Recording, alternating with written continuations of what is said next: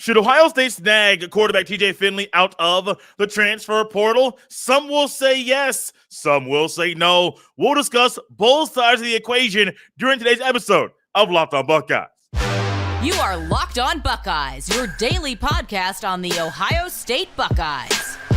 Part of the Locked On Podcast Network, your team every day.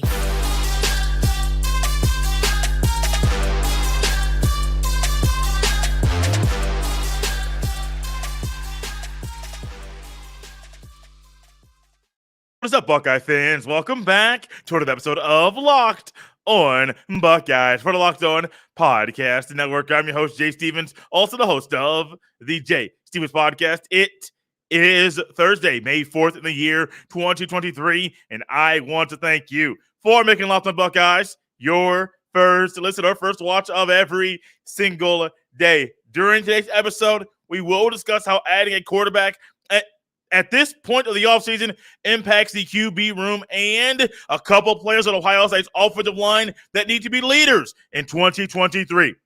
But first, there's a quarterback out there who's played for a couple SEC schools that is currently in the transfer portal. The window closed. He entered the portal as a grad transfer, and he has decided he does not want to play at Auburn anymore. He wants to play for another college football team to use up and exhaust the rest of his eligibility. TJ Finley. And according to sportsreference.com, standing at 6'7", 246 pounds. I said it earlier. He has played for 3 schools so far. LSU is where he started his career. Ended up playing at Auburn, transferred from LSU to Auburn after his freshman year there in Baton Rouge. And the past couple of years he's been at Auburn. Start of the year as Auburn's QB1 a year ago, ended up having a shoulder injury, missed games due to it, and did not regain his starting spot once he came back to being healthy enough to play the football. I put all that context there for this reason. Ohio State's QB battle is not settled. And if it's settled, it's not on Front Street. And from what I saw in the spring game, what we all saw in the spring game, Kyle McCord can be QB1 at Ohio State in the fall, but right now, he's not the clear-cut guy in my eyes to be QB1 at Ohio State. Now, based off the battle and based off the things we have seen on the field, because we have not seen Devin Brown, most of us have not seen Devin Brown play quarterback at Ohio State during the offseason because he's currently injured. In comes the conversation, should the Buckeyes add TJ Finley out of the transfer portal? I think it's a valid question to ask, especially when you do a quick Google search. Didn't take me long to figure this out.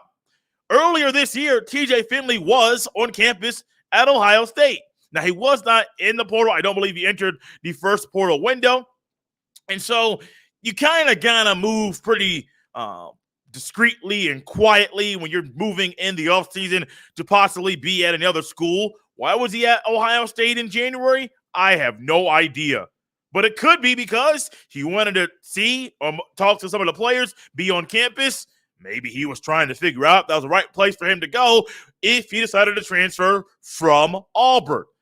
When it comes to him the player, I am not sold on him as being a QB1 kind of quarterback at Ohio State. He played 5 games at LSU in 2020. He played 9 games at Auburn in 2021, played 4 games a year ago at quarterback for the Auburn Tigers. For his career, he's thrown 2,199 passing yards, 12 touchdowns, 10 interceptions, a career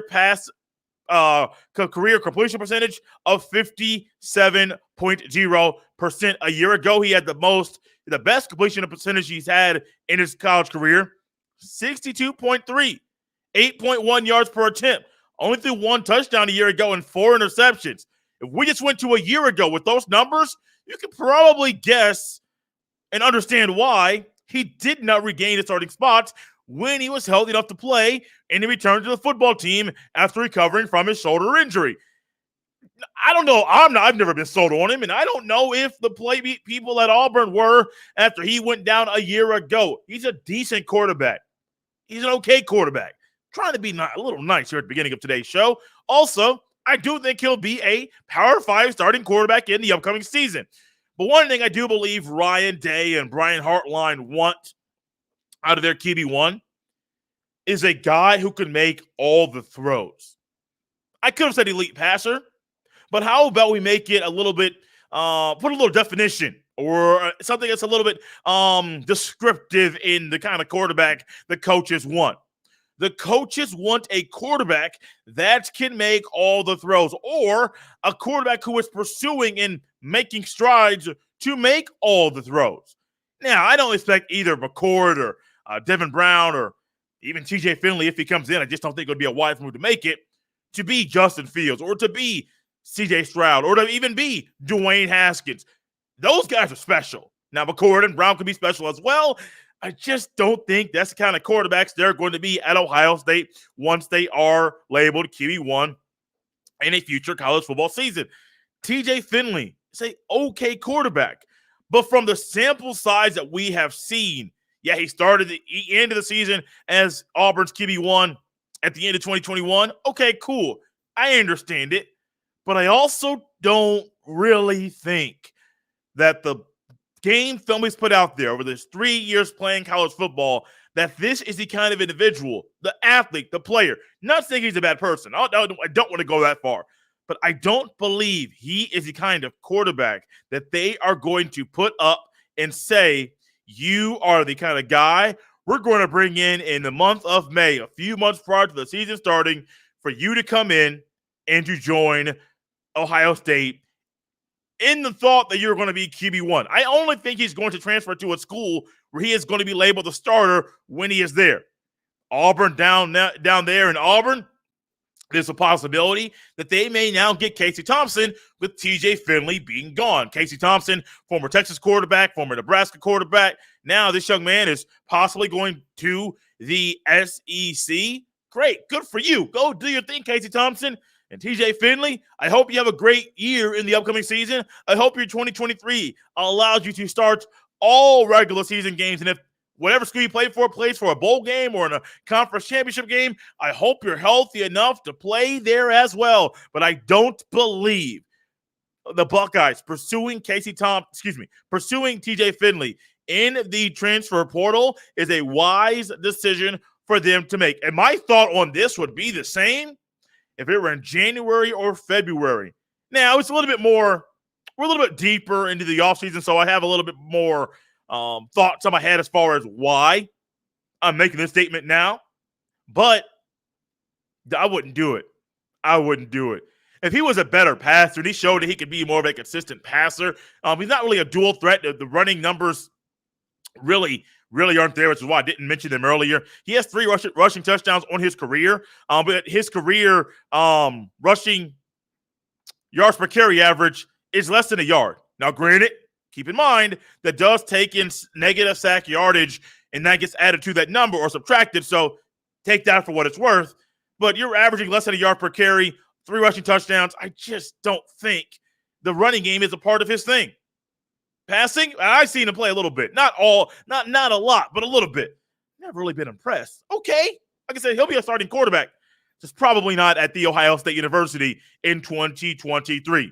Now, even though TJ Finley might not be the quarterback the Buckeyes add to the roster, they can still go out and add somebody to the roster this month, maybe in June, probably not that late in the game.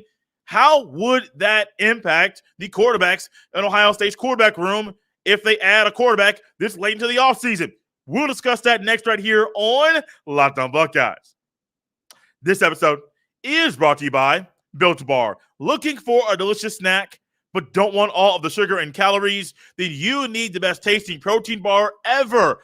Built. If you're like me and you want to make healthier snack choices, but you don't want to compromise on taste, I've got just the thing for you. Built Bars and Built Puffs. What makes Built Bars so good? Well, for starters, they are all covered in 100% real dark chocolate. And they come in unbelievable flavors like churro, peanut butter brownie, and cookies and cream.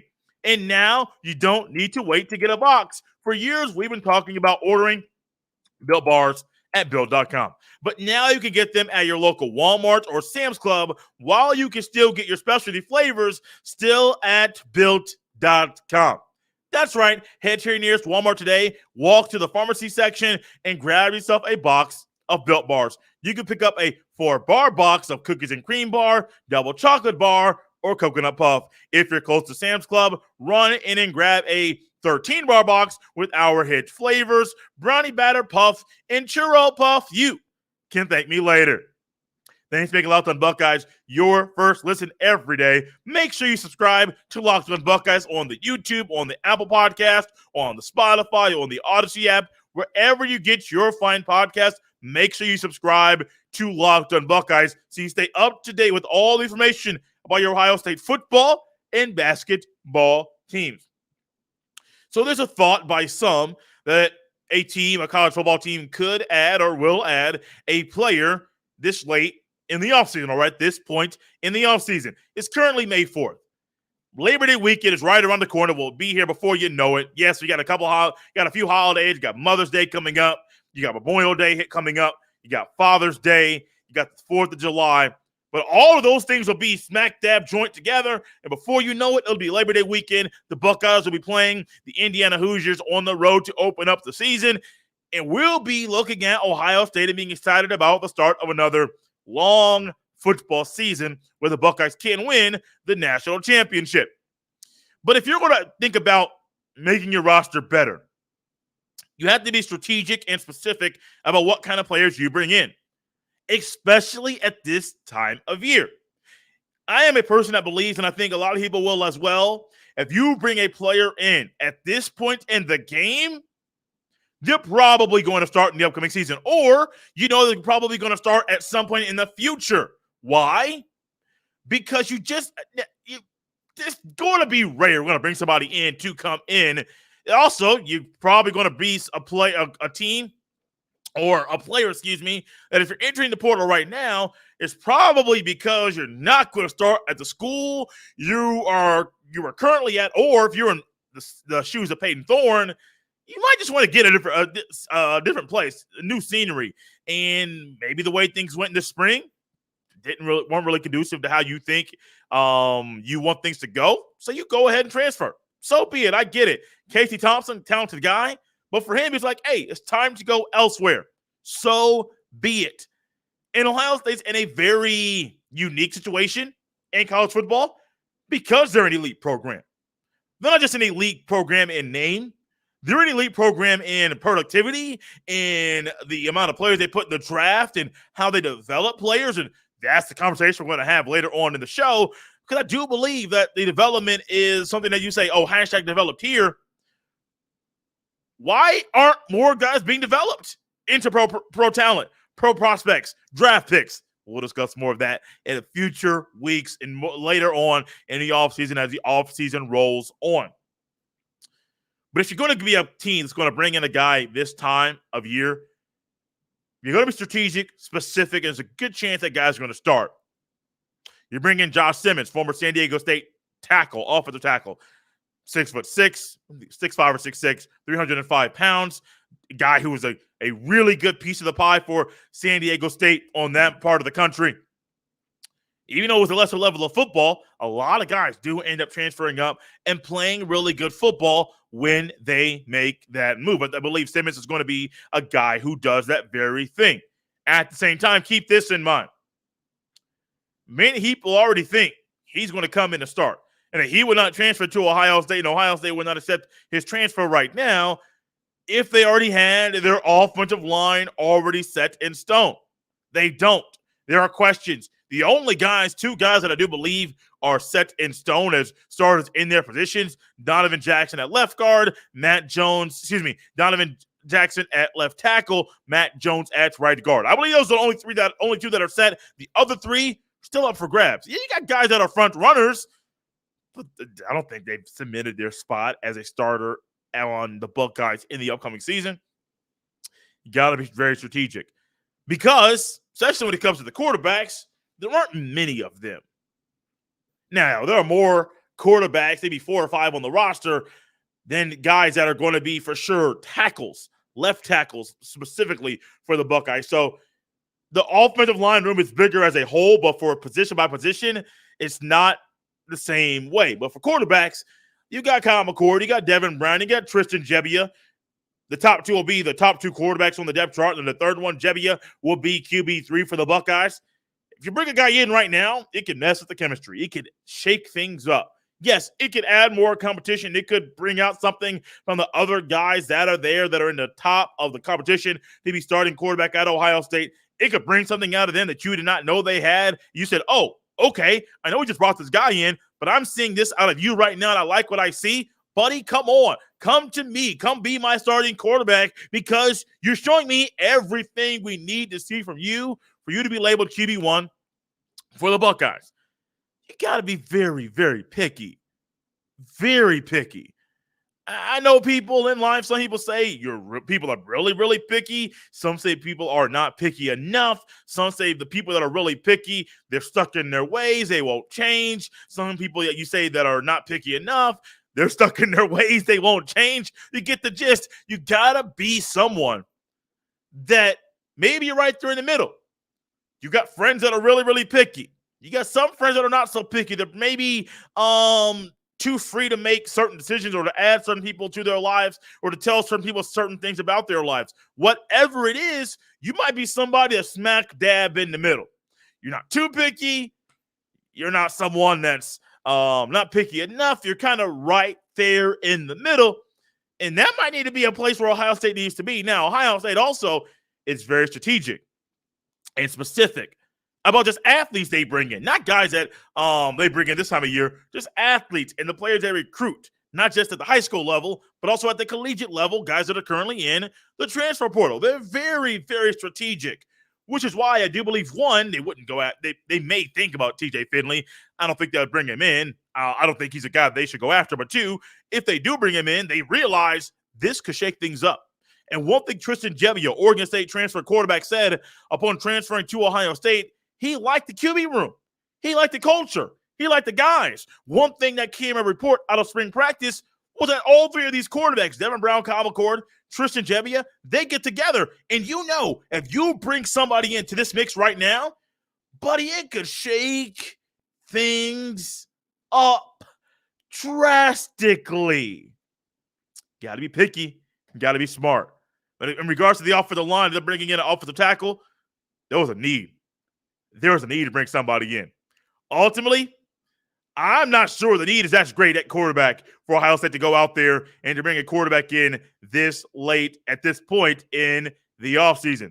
I do believe TJ Finley will be a starting quarterback at Ohio State. Excuse me. Let me change that really quickly. I do believe TJ Finley will be a starting quarterback in the fall somewhere in college football. I just don't think it'll be for your Ohio State Buckeyes. For the Buckeyes in the fall, there are a couple offensive linemen that need to step up and be leaders every time they're on the field, in the locker room, practice facility, every second of the day. Who are these two individuals? We'll discuss it next right here on Locked On Buckeyes. This episode is brought to you by Billiards Plus. Billiards Plus has the best selection of pool tables, game tables, shuffleboard tables, and more. And the best service in Central Ohio. Billiards Plus also can set you up with a brand new top-of-the-line grill that will last for generations. We all know how hard it is with the supply chain issues this year and getting certain things shipped on time. So when it comes to ordering that one big gift for someone you love, check out Billiards Plus and get there early this year.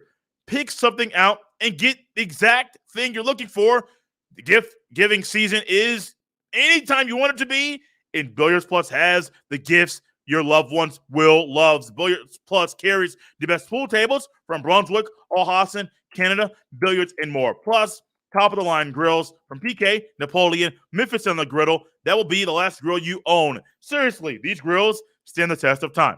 No matter the season, Billiards Plus has you covered for all your indoor and outdoor entertainment needs. Visit their showroom on Dublin Center Drive in Dublin. Check them out at billiards-plus.com. Billiards Plus, family owned and operated for generations.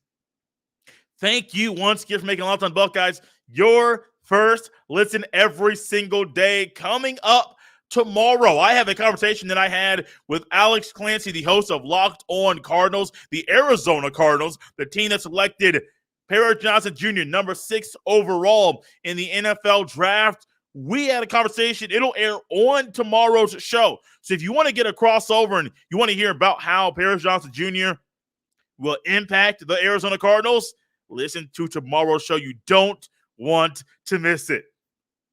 So there are always players, starters from the previous season who were not the biggest leaders at times or were not asked to be as big of leaders as they might need to be in the upcoming season. They stay. They stick around.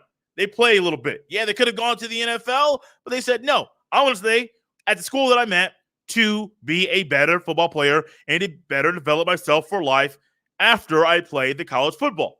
Donovan Jackson, Matthew Jones, two guys. One's your left guard, one's your right guard. Both of them will start. Both of them will be phenomenal football players for the Buckeyes. And I talked about the offensive line earlier, specifically leading up to this point in the show. At left tackle, you got Joshua Fryer. I don't think Joshua Fryer will be the starting left tackle, but he was there in the spring game. Carson Hinsman, starting center at the spring game. Will it be Jacob James or Vic Cutler? Well, one of the individuals was hurt in spring practice and didn't participate, so Hinsman was the guy. Are we sold on Hinsman right now? Probably not. At right tackle, then Mahalski, Tega Tishabola. Will Josh Fryer move to right tackle? And will Josh Simmons move to left tackle? You kind of get the gist of things going on with the offensive line. It's not set in stone. Things aren't set in stone. They're still working. They're still grinding. They're still trying to figure this thing out. And while doing so, it leaves players like Donovan Jackson and Matthew Jones to be leaders. Maybe they don't want to be the kind of leader that's going to be asked of them. Maybe it's what's best for the team. Regardless of what their personal desires are, they're going to need to be leaders for the Buckeyes. Maybe in word and mouth, but also in action. Maybe you're not a vocal leader. Maybe you lead by example and just doing things. Maybe you lead more by vocally and getting on guys or trying to hype them up. Whatever it is, the Buckeyes are going to need the two starting guards from a year ago to be big leaders for them in 2023, because the offensive line of the offense still has questions.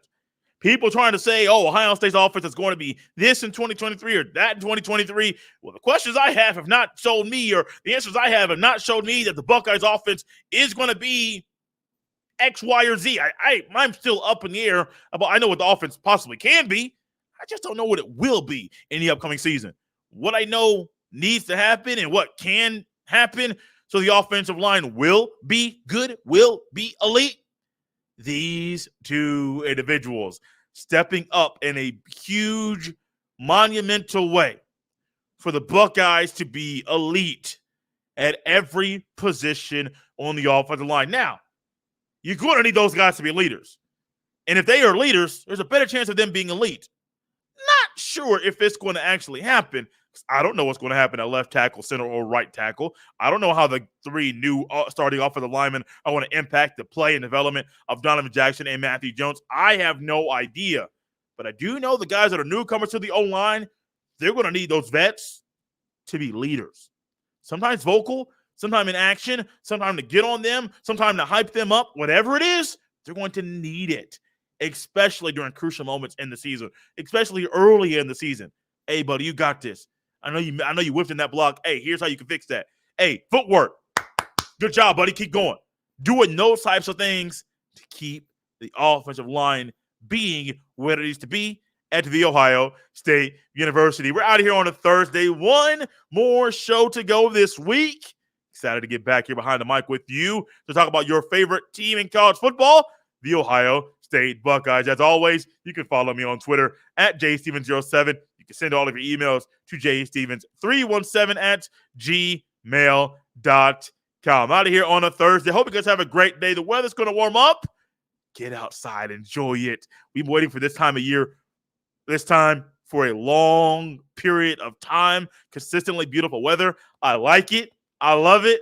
I want some more of it. I am Jay Stevens. This is Locked On Buckeyes on a Thursday. I'll see you next time.